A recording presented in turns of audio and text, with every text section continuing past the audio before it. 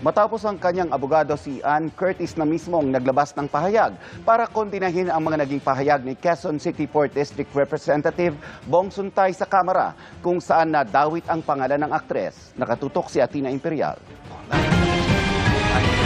4 na araw matapos ang kontrobersyal na pahayag ni Quezon City 4th District Representative Bong Suntay sa hearing ng House Justice Committee tungkol sa anyay naisip niya tungkol kay Ann Curtis. Naglabas na ng personal na pahayag ang aktres sa kanyang social media account.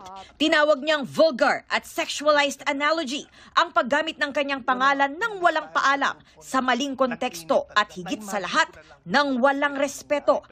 Alam niyang hindi lang ito sa kanya nangyayari.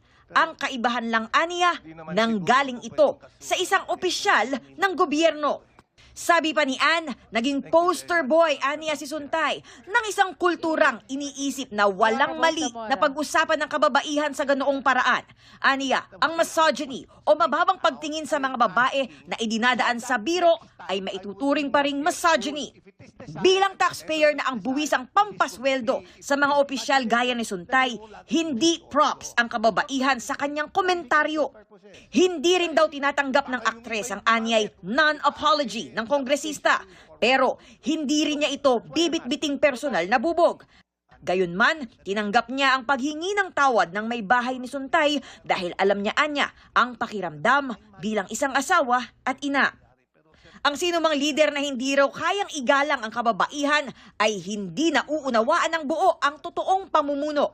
Basic decency, aniya, ang pagrespeto sa kababaihan.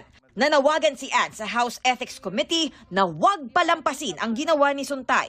Pinag-aaralan na ng aktres ang lahat ng legal na hakbang.